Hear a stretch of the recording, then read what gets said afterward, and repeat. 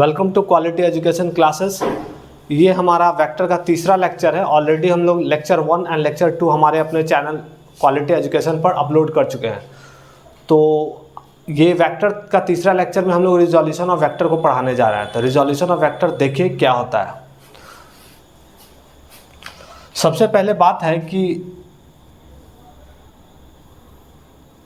एक वेक्टर को उसके दो कंपोनेंट में रिजॉल्व कर देना। जैसे एक वेक्टर है और हमने पिछले क्लास में ऑलरेडी हम लोगों ने पोजीशन वेक्टर की बात कर चुके हैं। तो पोजीशन वेक्टर होता क्या है कि ऑरिजिन से जिस भी पॉइंट पर आपको किसी पार्टिकल का पोजीशन बताना है तो ऑरिजिन से उस पॉइंट को जो ज्वाइन करता है वो हमारा क्या कहलाता है, पोजीशन वेक्टर।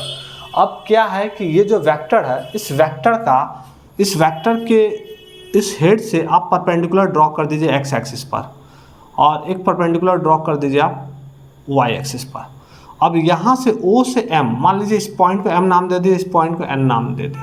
तो O एक पोजीशन है, O एक ऑरिजिन है और M एक पॉइंट है जिसको हम एक वेक्टर के फॉर्म्स में हम लोग रिप्रेजेंट कर रहे हैं। OM हुआ कौन सा पॉइंट था, हमने क्या किया, जो वेक्टर A था उसके हेड से हमने परपेंडिकुलर ड्रॉ किया। किस पर परपेंडिकुलर ड्रॉ किया, x axis and y axis पर। क्या किया, x axis and y axis पर। तो यहाँ पर जो जिस पॉइंट पर हम लोग परपेंडिकुलर ड्रॉ कर रहे हैं उसको ऑरिजिन से उस पॉइंट को जो ज्वाइन कर रहे हैं वो हमारा क्या होगा, एक वेक्टर होगा। और इस वेक्टर को हम लोग मान लीजिए A1 वेक्टर बोल दे रहे हैं और इसको A2 वेक्टर बोल दे रहे हैं। तो एक चीज़ और मैं आपको पढ़ा चुका हूँ, मेरा लेक्चर 2 में ऑलरेडी ये इन्फॉर्मेशन दे दिया गया है कि अगर इस वेक्टर को अगर मैं पैरेलली डिस्प्लेस कर देता हूँ, इस वेक्टर को A2 को अगर मैं पैरेलली अगर कर देता हूँ सपोज डैट, तो होगा क्या कि ये हमारा A2 वेक्टर हो जाएगा, ये हमारा A1 वेक्टर है, ये A2 वेक्टर। तो A2 वेक्टर को मैं जब पैरेलली डिस्प्लेस कर दिया तो आप यहाँ एक देख सकते हैं क्या कि एक ट्रायंगल बन गया। क्या बन गया, ट्रायंगल OPM जो है एक ट्रायंगल बन गया।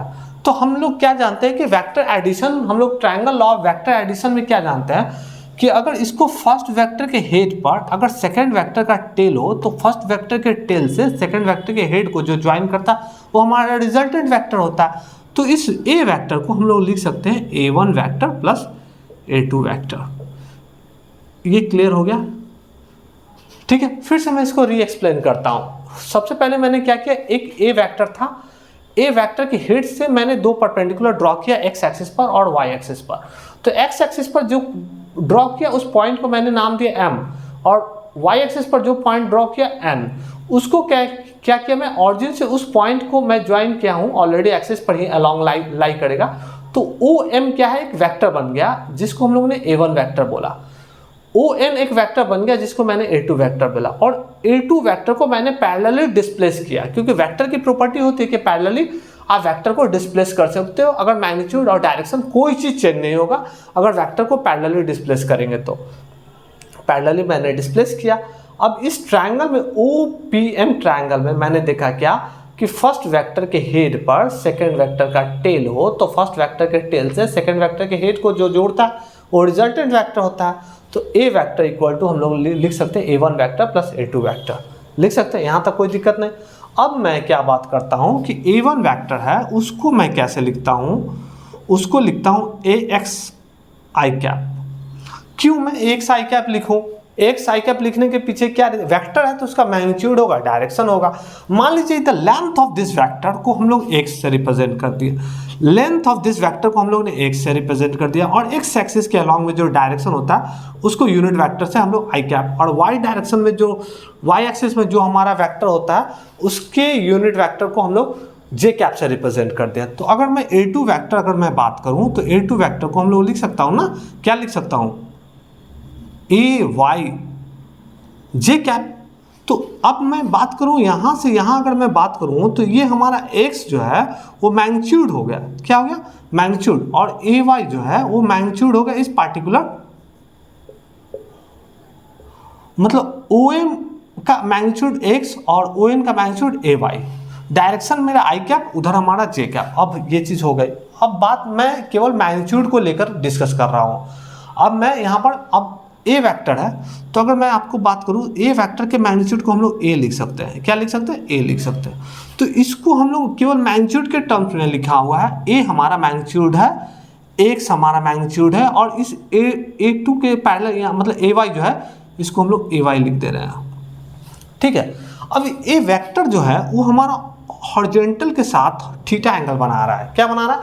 अब मैं आपको क्या बोला कि अब मैं मैग्नीट्यूड को लेकर अब एक रिलेशन निकालना चाहता हूँ। कौन सा relation?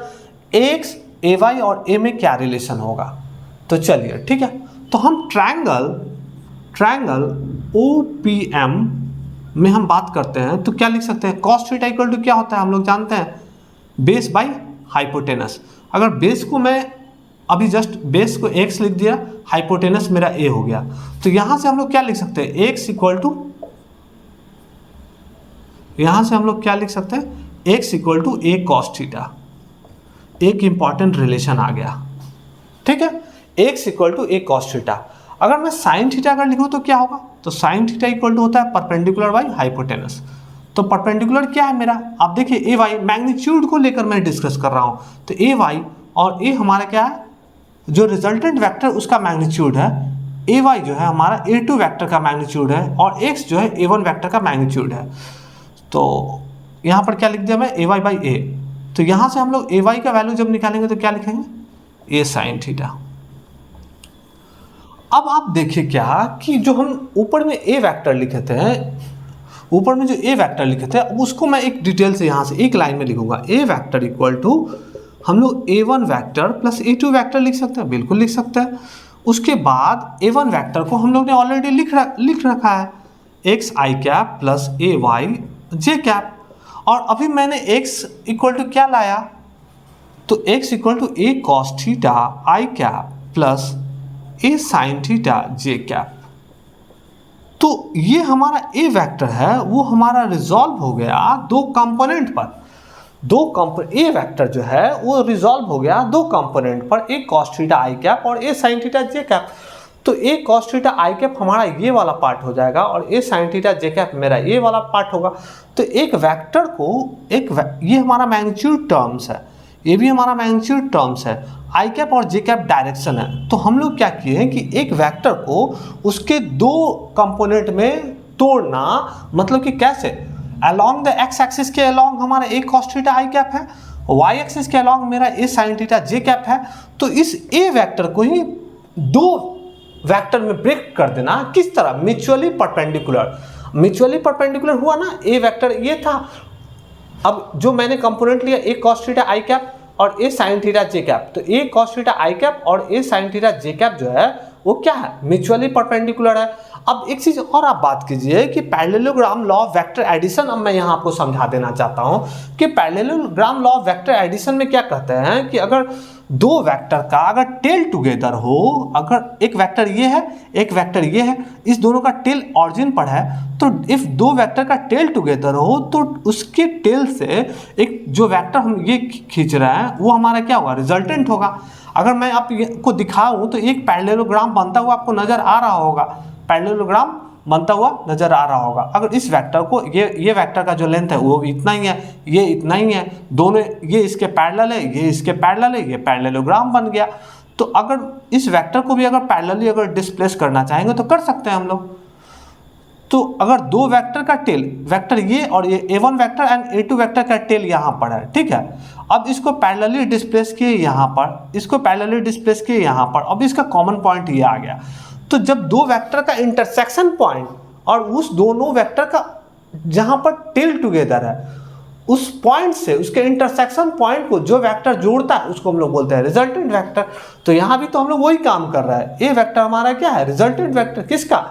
A1 cos theta i cap और ए साइन थीटा जे कैप का। तो यहाँ पर आप पैरेललोग्राम लॉ से भी आप बहुत अच्छे तरीके से समझ सकते हैं।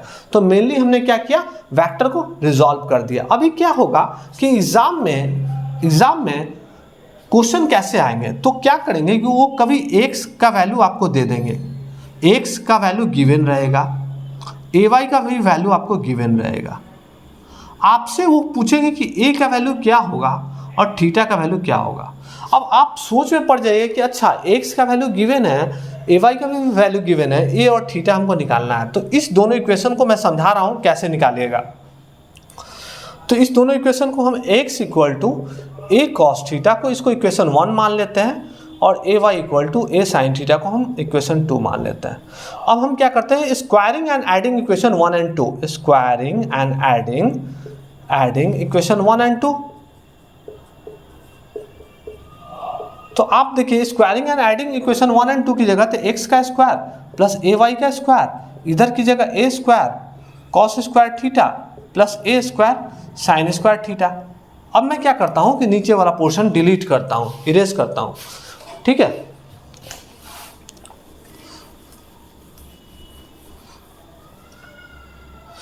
तो यहां पर अगर आप देखते हैं कि x का स्क्वायर प्लस ay का स्क्वायर, यहां से a स्क्वायर कॉमन ले लीजिए, cos square theta plus sine square theta, और cos square theta plus sine square theta का वैल्यू क्या होता है 1, ट्रिगोमेट्रिक रिलेशन है ये। तो यहां पर x का स्क्वायर प्लस ay का square equal to a square आ गया। यहां से आप a का मैग्नीट्यूड निकाल सकते हैं, x का स्क्वायर प्लस ay का स्क्वायर।